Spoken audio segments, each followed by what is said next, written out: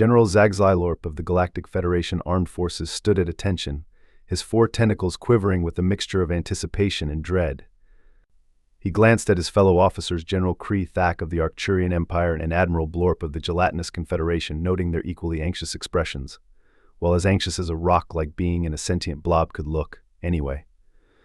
Gentleman Zagzylorp began, his voice crackling through his universal translator. Today marks a historic moment in our illustrious intergalactic military academy.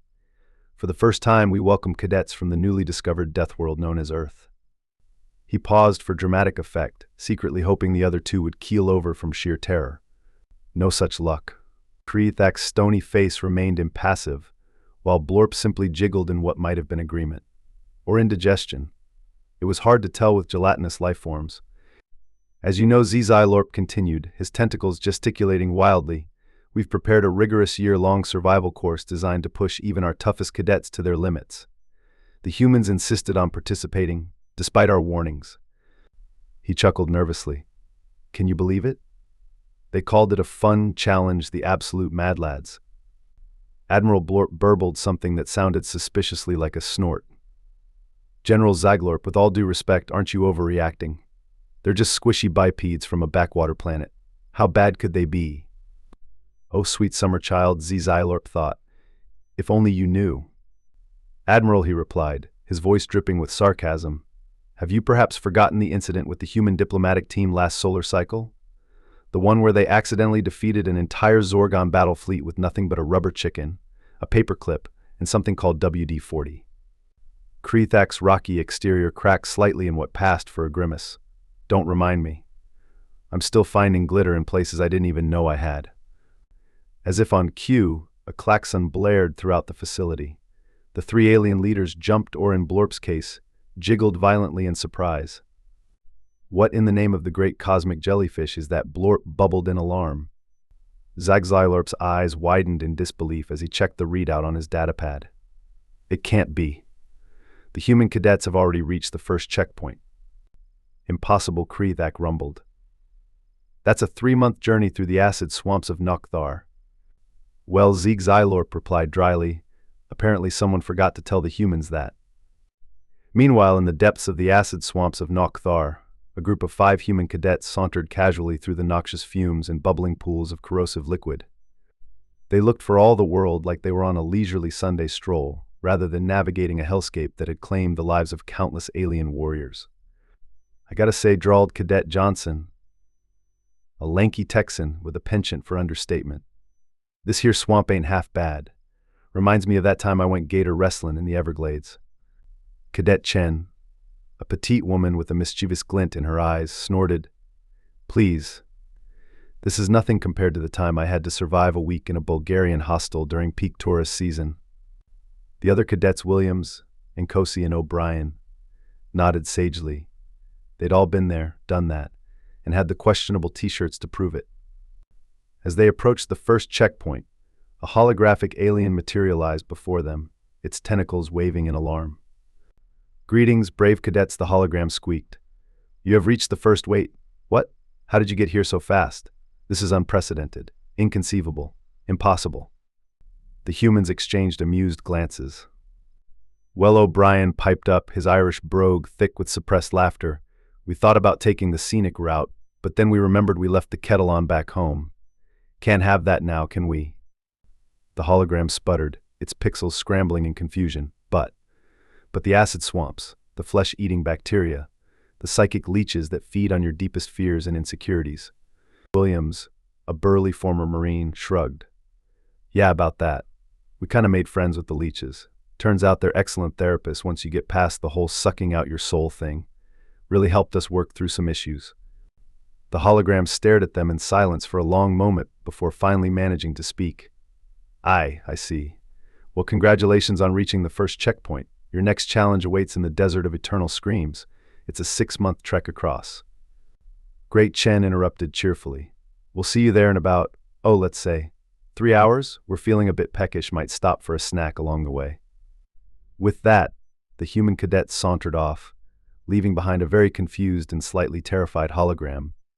Back at the command center, General Zagzylorp was having what could only be described as a mental breakdown. His tentacles were tied in knots, his exoskeleton had turned an alarming shade of puce, and he was muttering incomprehensibly about the laws of physics and the cruelty of an uncaring universe. Admiral Blorp, ever helpful, had morphed into a vaguely comforting pat on the back shape and was attempting to console the distraught general. The effect was somewhat ruined by the occasional plop sound as bits of gelatinous goo dripped onto the floor. General Kreethak, meanwhile, was staring at the monitoring screens with an expression that, on a less rocky face, might have been mistaken for awe. "They've already cleared the desert of eternal screams," he rumbled. "And are those human cadets surfing down the cliffs of insanity?" Zaxilorp let out a strangled whimper. How? Those cliffs drive even the most hardened warriors to madness with their whispers of inadequacy and forgotten Netflix passwords. As if in answer, the comm system crackled to life, and the voice of Cadet Nkosi filled the room. "Hey there, Command Center. Just wanted to give you a heads up, we're making great time. These cliffs are a blast. Reminds me of that team-building exercise we did at my old corporate job. Now that was true insanity." In the background, they could hear Cadet Williams shouting gleefully, "Cowabunga, dudes. Last one to the bottom is a rotten Zorgon egg." The alien leaders exchanged looks of pure, unadulterated horror. They're enjoying this," Kreethak said, his voice filled with a mixture of awe and terror. Blorp, who had given up on comforting Zaxilorp and had instead formed himself into a trembling puddle, burbled mournfully, "We're doomed. The universe as we know it is over. These humans will conquer us all with their relentless enthusiasm and complete disregard for common sense." Zaxilorp, having finally regained some semblance of composure, straightened his posture and declared, "Gentlemen, we have no choice. We must throw everything we have at them. Activate the Labyrinth of Logical Fallacies." The other two leaders gasped. The labyrinth was their secret weapon, a maze so convoluted and nonsensical that it had driven philosophers and logicians to tears. Surely this would be the humans' downfall. Deep within the heart of the training facility, the human cadets found themselves transported to a strange, ethereal realm. Endless corridors stretched out before them, each turn leading to increasingly bizarre and contradictory scenarios. "Well, this is new," Johnson drawled, eyeing a sign that read to exit, "You must stay with mild amusement." O'Brien grinned, cracking his knuckles. "Lads and lassie, I do believe we've stumbled into the plot of a first-year philosophy course. Remind you of anything?" The others groaned in unison. "Last night at the Academy pub," they chorused. Chen stepped forward, her eyes gleaming with the light of battle. "All right, team, we've trained for this. Remember the ancient Earth technique passed down through generations of college students and internet trolls alike?" Williams nodded solemnly. "You don't mean—" "Oh yes," Chen replied with a wicked grin. "It's time to deploy the drunken logic bomb." And with that, the human cadets spread out, each tackling a different section of the labyrinth with the kind of reckless abandon that only those who have argued about the meaning of life at 3 a.m. while under the influence of questionable substances can muster. Johnson approached a mirror that showed his reflection arguing with him. Without missing a beat, he drawled, "Well, if I'm not real, then I reckon you're just talking to yourself, partner. And ain't that a sign of madness?" The mirror cracked. O'Brien found himself in a room where every statement he made became false. He simply grinned and declared, "This sentence is a lie." The room imploded. Nkosi encountered a pair of guards, one who always lied and one who always told the truth. She smiled sweetly and asked, "Would the other guards say this door leads to certain doom?" Both guards short-circuited trying to answer. Williams stumbled upon a riddle-spouting sphinx. Before it could even finish its first brain teaser, he interrupted with, "But why male models?" The sphinx, thoroughly confused, simply stepped aside. And Chen? Chen walked up to the very core of the labyrinth, a swirling vortex of pure logic and reason, and simply stated, "The cake is a lie, but the pie is transcendent." The vortex collapsed in on itself, unable to compute the sheer audacity of her statement. In less time than it takes to say cogito ergo sum, the labyrinth of logical fallacies lay in ruins, conquered by the sheer power of human illogic and pop culture references. Back in the command center, alarms blared as systems overloaded and holograms flickered in and out of existence. General Xylorp stared at the main screen, his tentacles drooping in defeat. They solved the labyrinth," he whispered, his voice hollow. "Generations of the galaxy's greatest minds, defeated by 5 humans spouting nonsense and movie quotes." Admiral Blorp, who had reformed into a vaguely humanoid shape, albeit one that looked like it was melting in the sun, patted Zizazalorp's shoulder consolingly. The gesture might have been more effective if his hand hadn't stuck to the general's exoskeleton. "There," he burbled. "Look on the bright side. At least we don't have to grade their final exams."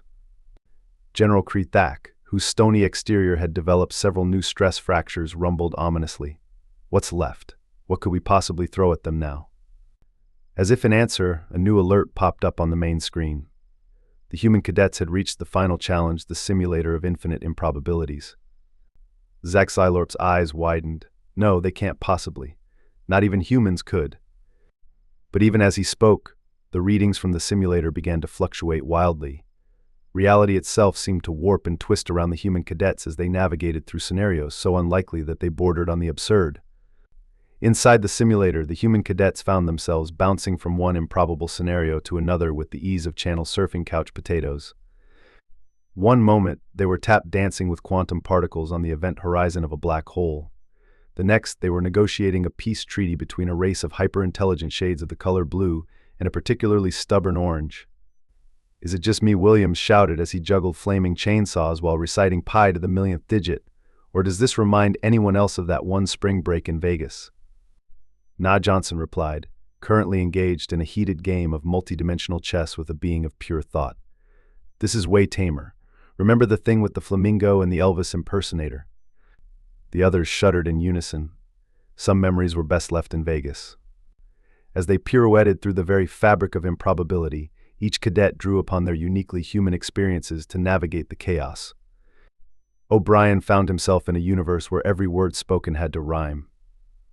Without missing a beat, he launched into a limerick so clever and crude that it caused a nearby galaxy to blush and excuse itself. Nkosi discovered a realm where logic was determined by interpretive dance. Her impromptu performance of the life cycle of a tax return not only solved world hunger in that universe, but also won several intergalactic dance-offs. Chen ended up in a dimension where every problem had to be solved by applying the plots of 90s sitcoms.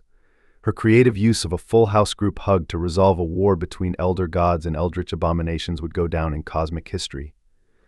Williams faced a challenge where he had to simultaneously win and lose every game ever invented. His solution?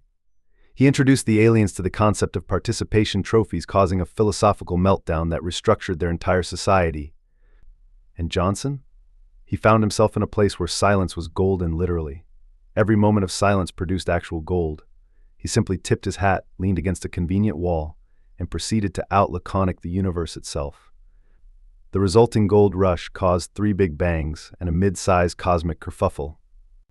As the simulator of infinite improbabilities reached its crescendo, the 5 human cadets found themselves back together, facing what appeared to be the final boss of improbability, a being that was simultaneously every conspiracy theory come to life. The creature a reptilian, flat earth believing, moon landing denying, vaccine causes autism claiming, Bigfoot is my uncle monstrosity loomed before them, radiating an aura of utter implausibility. The cadets exchanged glances. Without a word, they knew exactly what to do. In perfect unison, they shrugged and said, "Meh, we've seen weirder." The sheer underwhelmedness of their response caused the creature to implode, taking the entire simulator with it. In the command center, General Zizylorp, Admiral Blorp, and General Krethak stared at the screens in stunned silence. Every system showed the same result: course completed. How long? Zizylorp finally managed to stammer. A nearby aide, looking slightly shell-shocked, reported, "Total time from start to finish 23 hours, 14 minutes and 7 seconds, sir." That's impossible," Krethak rumbled. "The course was designed to take a full solar cycle.